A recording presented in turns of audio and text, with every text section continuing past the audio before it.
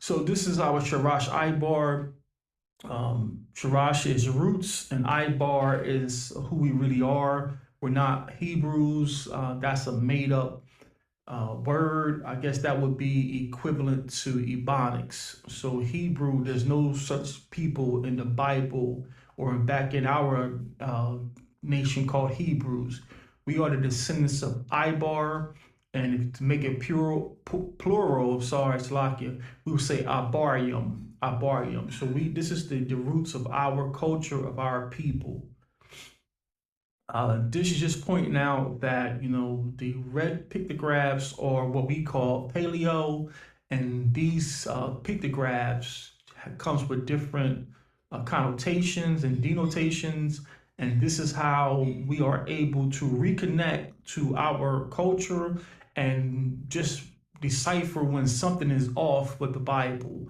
We're not saying throw the baby out with the bathwater. Well, what I'm teaching. I'm just gonna put myself out there. What I'm teaching is it's time for us to reconnect to our roots, to who we are, and first and foremost, go to Abba first for everything, and then turn to this text called the Bible. Because this text called the Bible were written by pagans. They were not Israelites. They didn't know our original language, and they had an agenda for their church or their nation. The translators of the King James Bible, they were developing a tool for the Church of England to combat the Church of Rome. So that alone is like, we have nothing to do with your Church of England or Church of Rome. So the red letters is going to get you closer to our history and what our fathers said. That's all we're pointing out here. So again, you guys remember this. This is our tribal declaration. And when we say these are Israelite scrolls, we're saying what the Bible is based on. The Bible is based on Israelite scrolls written by Israelites. If you don't understand the Israelites, then you won't understand these scrolls. And that's not hard to understand. That's not far-fetched. It's just like listening to hip hop music. If you're not from New York, you wouldn't understand a lot of that slang inside New York music. I listen to the New York music when I work out, and I'm listening to stuff from my high school days, the late 80s and 90s, and it's still stuff I hear them saying. I have no idea what they're talking about because I'm not native to New York. And that's what it is with the Israelite scrolls. If you're not an Israelite, there's some things written in these scrolls or copied into the Bible you're not going to understand. Case in point, the parable about the 10 foolish virgins. That whole parable about 10 foolish virgins didn't have enough oil, and the bridegroom came into the night, and the bride and her bridegrooms were waiting in a chamber. That's all a Shemitic culture. We have no other history book or no other nation recording how that's how a marriage takes place. A bridegroom comes in the middle of the night, and that's all our culture. So if you don't understand why Hebrews do that, that whole wedding or that 10 fools virgin parable is going to go over your head. Or what the established theologians have done, they have taken Shemitic or Israelite culture and just spiritualized it to fit any and every body. And we just can't do that. We just can't do that. So today's word is on the screen. Anyone want to just blurt it out what you think this is?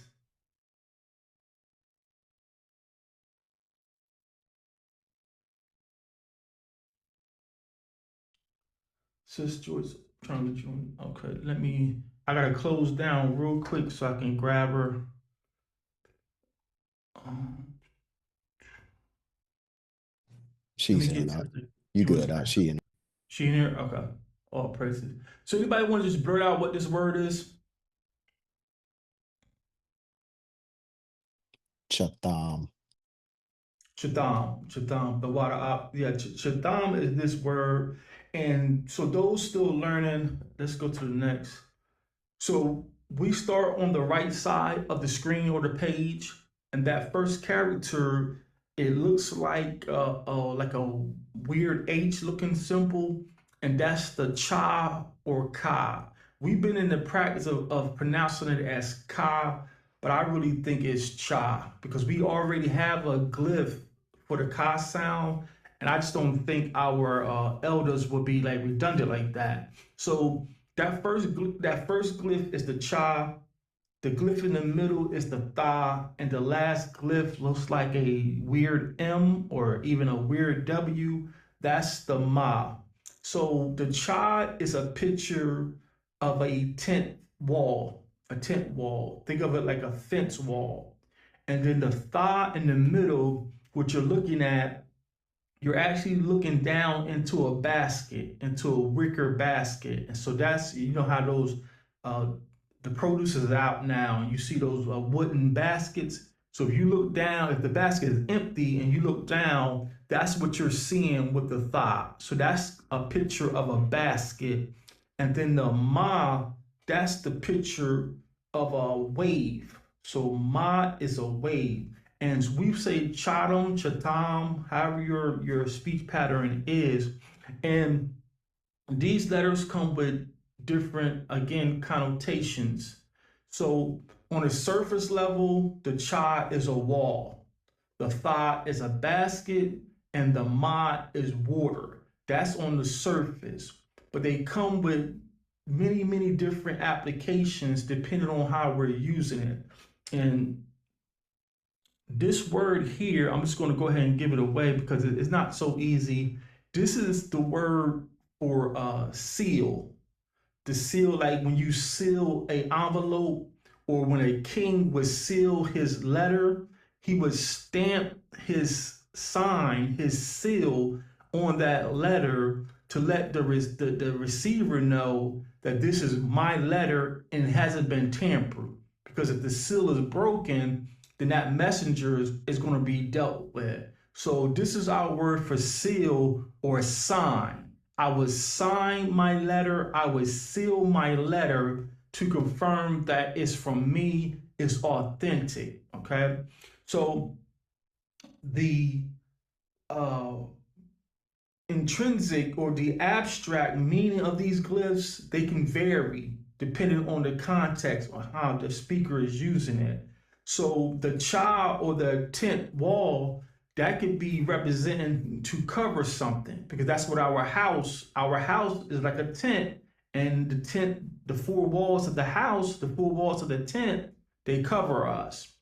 And then a basket can intrinsically represent hiding something, because if someone is coming and you have some contraband, the closest thing to you most times is a basket of something, fruit, vegetables, so you can throw something in a basket. So a basket can represent hiding something or enclosing something, Like, it's barbecue season for, well, at least my house. We're letting the grill up every chance we get. But, we got the Tupperware, and the Tupperware encloses, protects something. It protects our food. So that's what the first generation of baskets for us representing, enclosing something, protecting something. So that's one of the intrinsic contexts of the basket. And then the last glyph, the picture of the ocean wave. Well, the first thing I always go to for the ocean wave, is power, because there's nothing more powerful than the ocean. I love going to the beach, and I could swim a little bit, not a lot, but I could swim a little bit. But I can't swim, and nor am I in shape to be swimming in the ocean. So when we go to the beach, I just go about waist deep and get on my knees, or I sit down and just wait for the ocean waves to come crash into me and knock me back. And my wife gets a kick out of it. So funny. Look, these waves just got this big black man being thrown all over the water. I'm like, look how powerful these waves are, and more waves come in, they get bigger and bigger. So my first connotation of the ocean wave is power, but another connotation for the Hebrews is people, because water represent people. We have a lot of parables where it's talking about the waters, and when you break the parable down, it's referring to people. So Chatham, a seal, Chatham, a seal.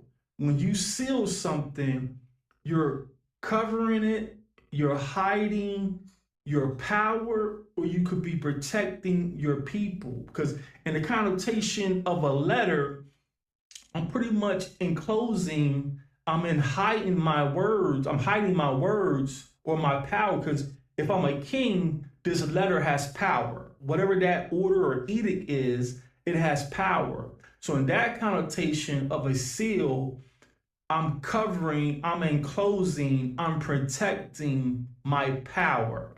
And then because my or the water represents people, we can use it as I'm enclosing, I'm protecting my people.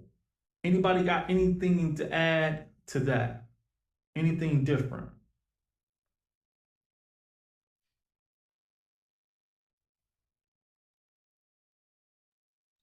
I'd like to add, like one of the also when you're talked about the basket hiding. Also, sometimes when we're putting things in a basket, we're preserving it from uh, outside harm, or for it to be, we're taking it from the garden and putting it in the basket. So we're preserving. So that's one of the words. So just trying to use that as another word for that basket. Right on context, because that's also what a seal would do. Because that courier is going to be either walking or on a horseback or donkey, if the king wasn't rich. And so that basket or that seal is going to help to preserve that letter or that message. So that's a pretty much dead on with the context of Chatham. Anyone else? Great job, great job. Anyone else? I don't, I hope I can articulate this the way I'm thinking about it in my mind, but I definitely see how it can be sign or seal. In my mind, when you think about folding an envelope, if you put something that you exclusively want a specific person to have, you don't want a lot of eyes to see it, let alone know what you're talking about. So sometimes, and Abaja, I know even if you were to put something confidential in like an envelope with somebody's specific name on it, even when they read it, it'll be in a type of code, so only they'll understand it, even when they finally get it. So when I look at this word, I think of both of those things, and I see to hide the fruit of power. So, thinking about certain precepts that when Yah says, "And this will be the sign unto you," this specific thing will happen. You know, a lot of people wouldn't even understand what's happening, even if they saw it. So when I look at that word, I think of not only, just sealing like an envelope, but also it's like the parable or code that only those who it was really intent for will understand it. But I'll yield with that. Somebody get the most high praise, man. We cooking with fish grease, man. That's the power of being an Israelite, a Slakia.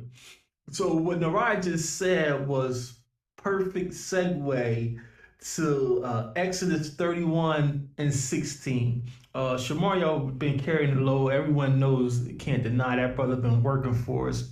Narai, if you don't mind helping us today, let that brother rest.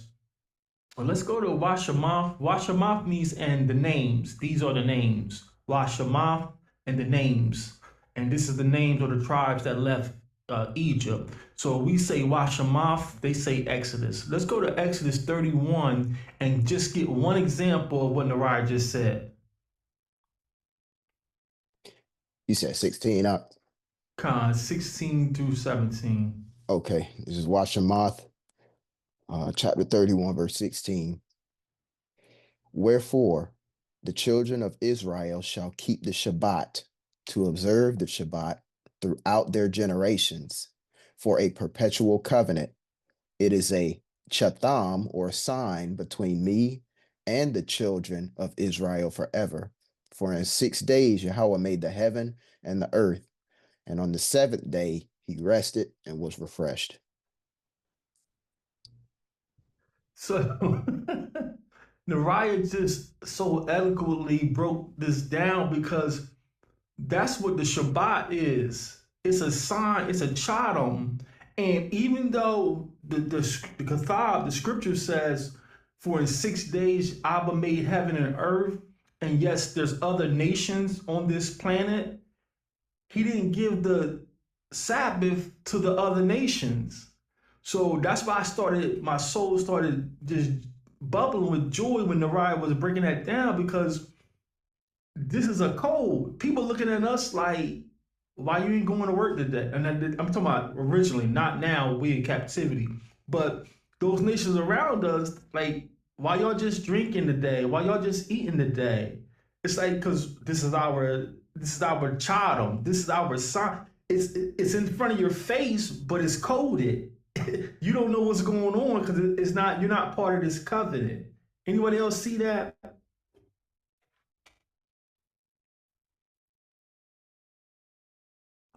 And there's quite a few more where you can see this. Case in point, remember when we were coming out of Egypt, before we came out of Egypt, the Most High says, I'm going to put a Chatham, I'm going to put a sign on you. There's going to be darkness all over Egypt, but in Goshen, where you guys are, there's going to be light. That was a charm. That was a mark. That was a seal. That was a seal. So you see them all over the Bible, but they're specific to us, to the Hebrew people. Anybody have one off top you want to share, or if not, we'll move on. I just got a I just got a comment because what you just said, what kept resonating with me was protection, and even with the Sabbath one, but then the second example you just gave made it even more so. It's almost like like you said, it is definitely a distinguishing sign or whatever, but it's almost like a double, like within that this is only for you. It's protection, that like, because you're being covered, you're being sealed, and then the end is by what? Blood, the blood. So you're like covered and sealed, or you could just say that the people are covered and sealed, or covered and hidden, or distinguished, because the tent wall can be separated as well. So I separated the people and I tucked y'all away in this basket. So that's what, just, I don't have it all, but that's what I see in my. Yeah, just cut out. That was You it. just cut out. I was able to hear him clearly. Oh, must be just me. Can you repeat that last part out? Because my audio cut out.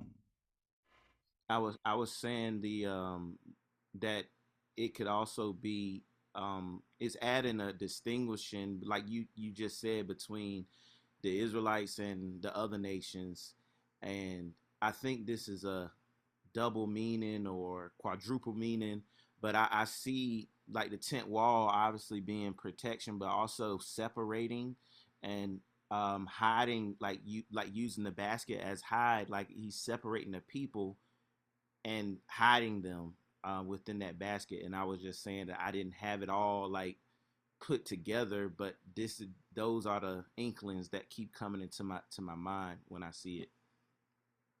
All praises. What? See, this is the benefit of being a sanctified Israelite. So what he just said makes sense, and the text support what he just said. Let's go to Psalms 83. That's a staple. Psalms 83.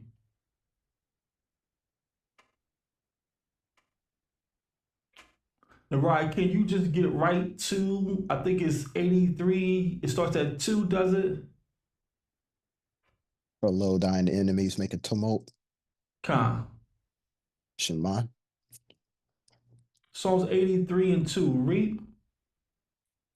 For lo, thine enemies make a tumult, and they that hate thee have he lifted up the head. They have taken crafty counsel against thy people and consulted against thy hidden ones. Didn't Shemariah just say that? The Con. Chatam, the seal, the hidden ones. And it's man, the shirt I got on, I got off a brother from Etsy, and his company or his brand is X Nation. And we learned in their math that X means unknown, or another word or synonym for unknown is the hidden nation. We're the hidden nation. So that's the beauty, that's the power of learning these glyphs. What Nariah broke down, what Shemariah broke down, the text is supporting. We're not, being emotional, getting this all wound up. It's just knowing who we are, knowing whose we are, learn our culture, and then this text, even in its corruption, it supports what we're saying. All praise to the great I am. Anyone that has anything else? Con, I just wanted to make sure before I actually have I don't know if you would call this an empirical witness or I have a witness to where I can testify to where I saw this physically, but I just want to make sure I'm on the right path. My reference to scripture would be for Chatam would be in Genesis 9, starting at verse 12, when it says, and Yahweh said, this is the token of the covenant which I make between me and you and every living creature that is with you for perpetual generations. I do set my bow in the cloud, and it shall be for a token of a covenant between me and the earth. Would that be an example of Chatam? That bow is a mark, it's a seal, and again, it's for everybody on the earth. So that one covers everybody, but it's his seal that don't worry, don't panic. This ain't the flood again. So Khan, that's a perfect witness. Perfect witness. And so a quick little, I don't know if this means much, just a quick little testimony behind that. And I was kind of waiting for a moment to share it. As a witness, I have already told Nariah about this, but I was on my way, real brief, I was on my way back from Detroit this past, I believe it was February when I flew out, but I was on my way back. And I've been on a plane a whole bunch of times, man, but for some reason, and I had never experienced this. I believe it was anxiety hitting me. I've never experienced an anxiety attack or a panic attack ever, and I don't know where it was coming from. So and it happened like right before we took liftoff. And so as we get in the air, I'm trying to calm myself down because I don't want to make a scene, but my heart is racing. And I'm like, what's going on? Am I nervous? Is this a sign from the Most High that something is about to happen to the plane? So as I'm breathing, I'm talking to the Most High. I'm like, yeah, help me. And so I look out of the window because I'm sitting by the window. And I have a video of this that I could share in the chat. I'm looking out on the window and I'm looking, it's kind of cloudy out there. So the clouds are spotty in different spaces, but as we're going through the clouds and I can see the shadow of the plane and the reflection of the plane, I see a rainbow and a circle outlining the outlining the plane. And like I said, I can send a video of this so you can see I'm not tripping.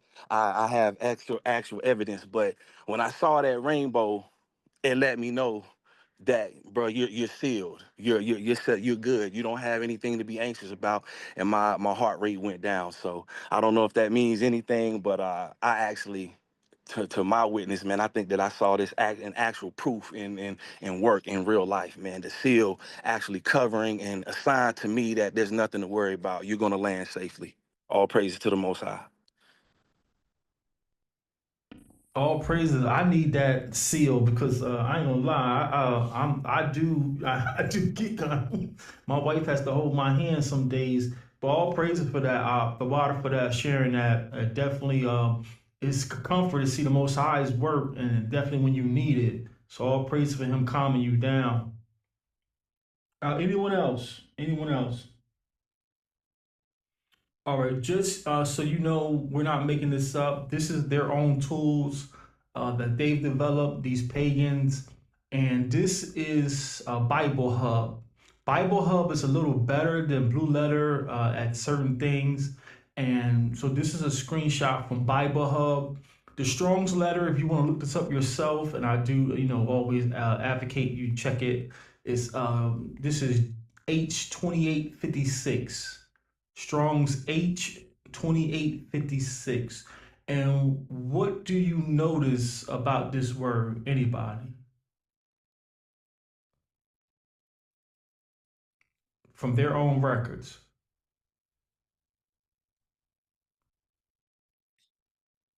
Uh, They I, pronounced it and spelled it the same. yeah. Absolutely. Absolutely. They don't have no O, E, I, U nowhere in there. They just put those A sounds. So it's one of those things where sometimes it's right in front of your face. We don't make a big deal about it.